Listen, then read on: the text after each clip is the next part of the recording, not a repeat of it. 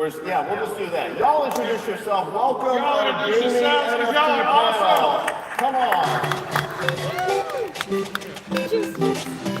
We gotta introduce this guy to Crypto Stand! Give it up for him. All right, awesome people. Those from Upland. Those of you that I don't know if you guys are young, awesome. Good luck.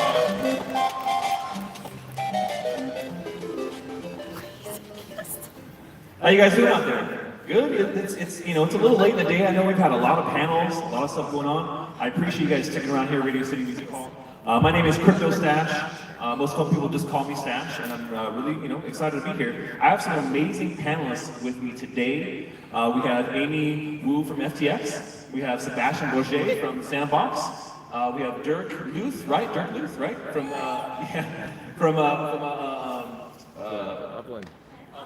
Upland. Right there on his shirt, man. Sarah Jean McKenna from Alien Worlds, and we have James here from Revolving Games. So I appreciate you. And we can't forget my buddy Kagi over here. Kagi, and he's also a fellow content creator. What's going on, man? Thanks you guys for being here. So, when it comes to NFTs in gaming, I'm sure we've seen a lot of the backlash that gamers have. How many guys out there are gamers? Any gamers in the audience? Raise your hand.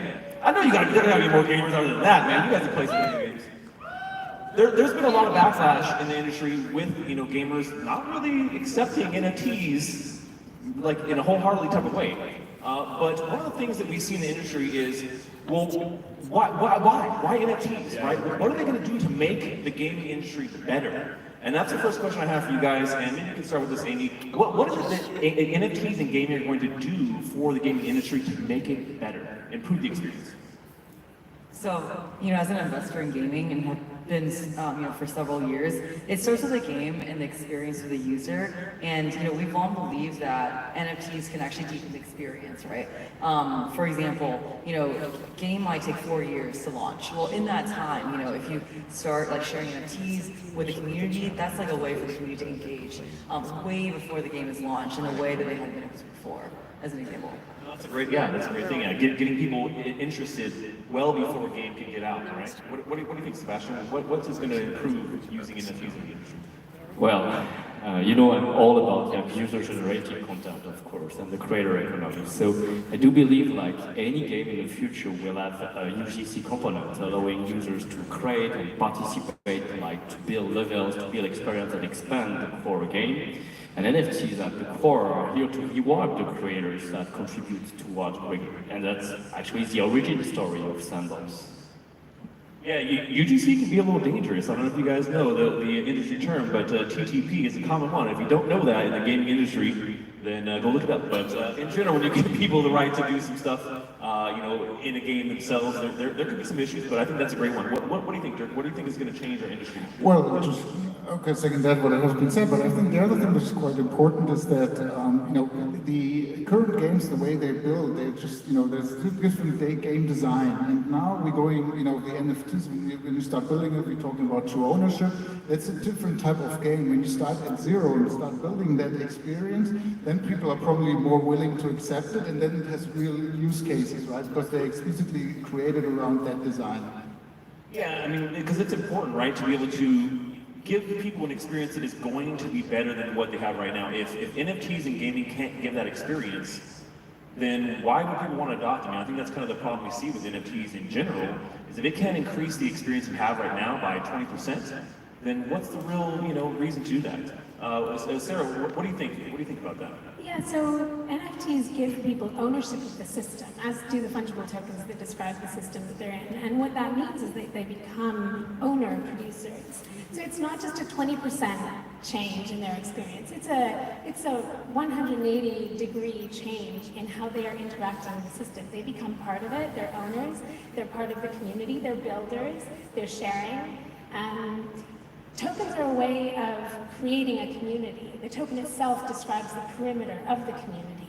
This is a radically different way of building a game in a community. And I think, in fact, that might be part of why existing communities are finding it hard to understand why they're so significant, because it is a radical departure from just being a consumer of a game. This is where you are a co-owner of the game system, and that gives you a lot of responsibility to be part of the development, and it gives you a lot of rights over how it unfolds. Yeah, I think when you talk about that kind of, almost DAO system, right? It's not really set up like a DAO, but it kind of gives you that entry into the game itself, which I think is something you don't see a lot of times. Most times when we touch a game out there, it's in an alpha playable stage, and you're not getting that early feedback or getting any direction. And I think that's one of the cool things that NFTs do bring on top of what we have right now. What do you think, James? What do you think NFTs are going to do here to change things? Yeah, absolutely. I mean, it's interesting because I would have thought that for gamers, it would be really easy for them to move into Web3 because think about it, you're in a game, you have your account, you have your username and password. Is there really that different to 12 seed phrases that you memorize or put on a piece of paper? I guess it is. So, and then you have your inventory, all that stuff in your inventory, we can turn that into an NFT and you get to own that forever, or at least if the blockchain doesn't fail, you get to own it forever. And then we've had guilds in games before, and how variously different are they from DAOs that we see today. And so it's interesting, and for me, I really think it's miscommunication about how everything works in Web3. Yes. It's also a UI UX issue. It's difficult for gamers to understand or even go on Coinbase to get an account to load it into their game. But over time, we're going to see more companies like these guys over here build in those tools to streamline UI UX, so it's easier for your average gamer to be able to access all of these. And for me, I think Web3 gaming is going to be the only gaming we'll see within the next 10 years. Yeah, I totally agree. And that brings us to kind of that mainstream issue, right? Why is it that gamers, you would think, me being a lifelong gamer, playing since 5 years old on the Atari 2600, all the way to what we have now, you think gamers would get this? Right now you go buy a skin, it instantly goes to zero. You get nothing from that skin. But if you're buying an NFT, there's a possibility that you're going to get a resale later, has some value, and you actually own that. Kaki, man, what do you think is stopping mainstream gamers from getting in on this industry, of recognizing that this is going to be something that's actually going to benefit them in the long run? Yeah, well, you just touched on it at the end right there, talking about money, right? I think that is the main issue, right? Gamers by nature are not like businessmen or anything like that. They're not really thinking about money, they're thinking about fun. And most of the NFT hype has been around money and wow, this blew up, and there's nothing wrong with that. Obviously, we understand this, right? There's value in seeing artists blow up like people and stuff like that. But these gamers have seen it just like that, all about money. And if you see the comments on Twitter, YouTube, it's like, I don't care about your PFP that is 200,000 and whatever, and I get them. But at the core, like you said, they should understand that ownership is, they already understand ownership. They already get it. I mean, the first play to earn and kind of like trading came around 2000s with EverQuest, right? And it was against TOS.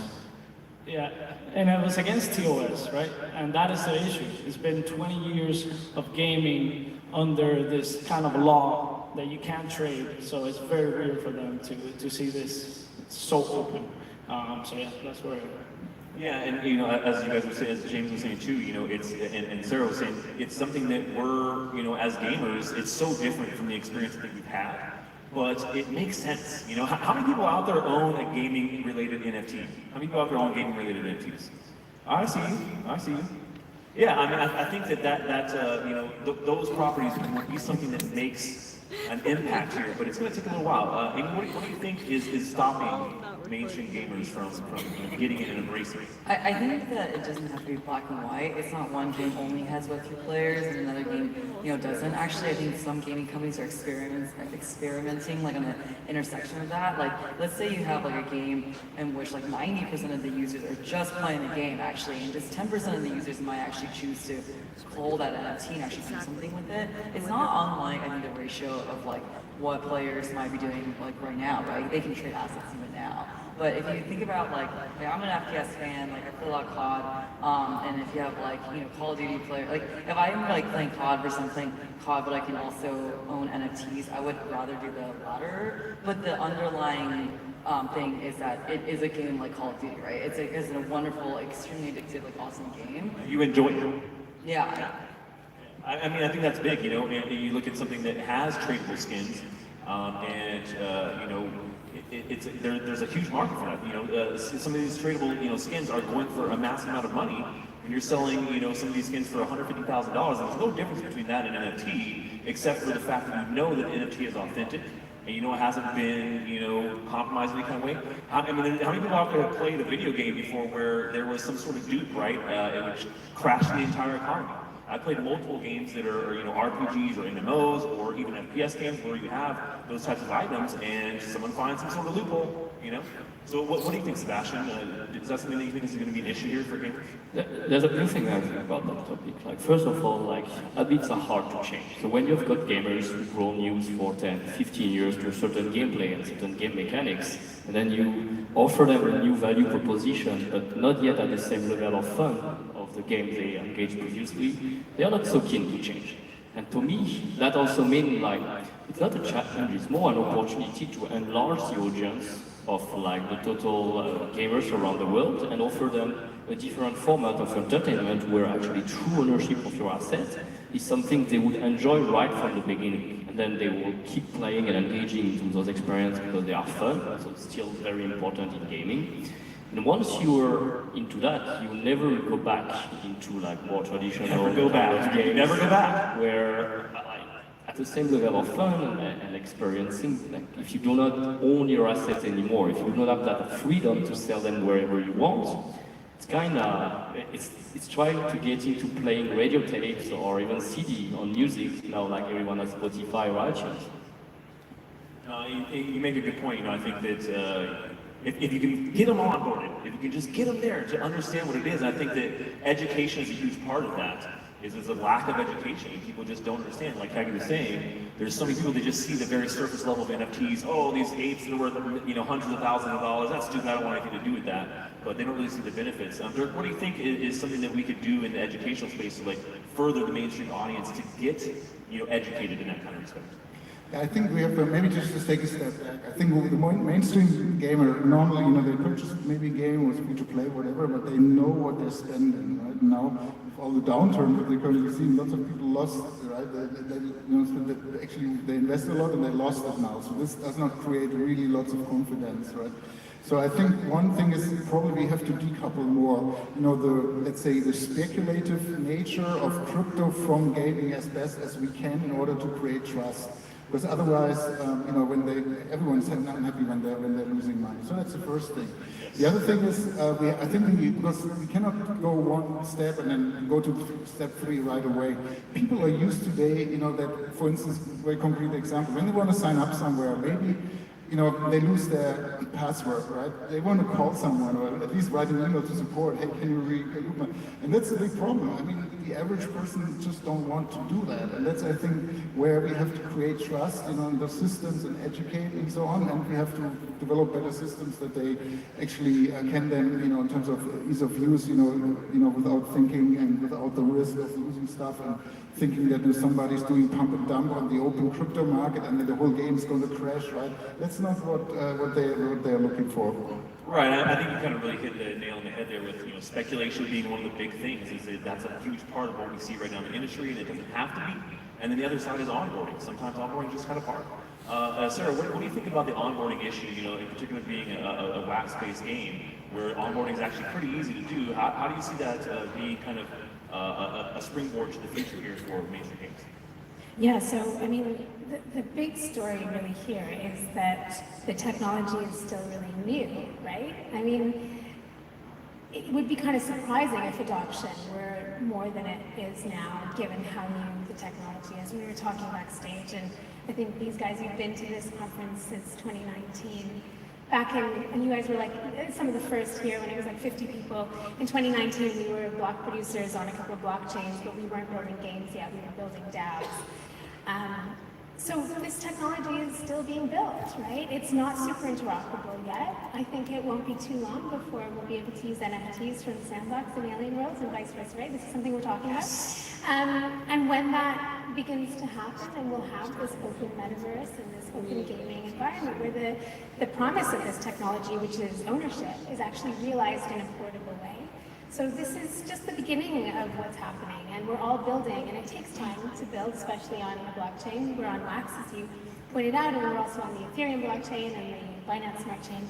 And that interoperability, even between those two chains, is a big job to do that securely. So yeah, this is, everyone around the world is building as fast as they can right now with all the companies coming to the space, and it's just a matter of time before we see this interoperability and this connectivity between players. Yeah, I agree. You bring up a good point about interoperability, right? We talk about this, metaverse or the multiverse, something that we see in like a Ready Player One, right? Where you could take your gaming assets from game to game, anywhere you want. Your avatar travels everywhere you go.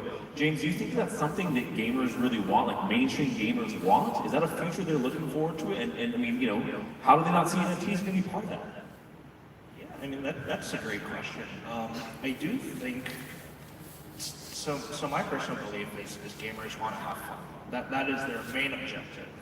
And so I do believe that a multiverse or Ready Player One, I mean, Ready Player One has great reception. It really broadened everyone's view about the metaverse, especially in the gaming sense. And I do think it is a very exciting product. Something that Sarah mentioned actually, which was really funny, was we were talking backstage and we were talking about fixing bugs in our games. It's like you fix one bug and it's like another bug comes up the next day. And I think just coming back to an earlier conversation, I guess, I do think sometimes crypto or cryptocurrency or the world of cryptocurrencies and NFTs are moving so quickly that people forget that developing quality games take time. We're still at a phase where a lot of the games that are coming out ready for market are slightly lower level indie games. We do need the time to build out quality games like some of these guys are doing here. I mean, like Seb, you guys have been building for the last 2 or 3 years. Sarah, you guys have been doing it for 2 years. I mean, we're talking about the average game. So say, for example, Blizzard or Ubisoft, they take anywhere from 5 to 9 years. Like World of Warcraft took them 12 years to build out. And so I do think there is a need for our users or Web3 gamers who are looking forward to the industry, is that quality takes time. And as Sarah mentioned, we are working our asses off to get that to you as soon as possible. So if you just bear with us, hopefully we'll be in a GameStop near you. And we're early. Like all you guys out there right now that you're hearing, you think, oh my God, look how many people are here. You're still early, trust me. We have a lot more to go. Now, just to kind of wrap things up here, guys. Kaki, what are you excited about in NFTs? What's the, like, just real quick, what's the thing you think is going to be the next step here in NFTs in our industry? We're on that cutting edge. It's that cutting edge next step. I mean, we've already seen it. I mean, Sandbox is a perfect example of that. It's being able to take an NFT like Cyberpunk or whatever and just connect to the Sandbox and go into different experiences. That is, I don't think necessarily gamers want it, but once they know about it, it's like, wow. It's like, imagine being in Nintendo and grabbing a Mario and using that Mario in every other experience that they came out with, right? That's basically what we're gonna see in the future.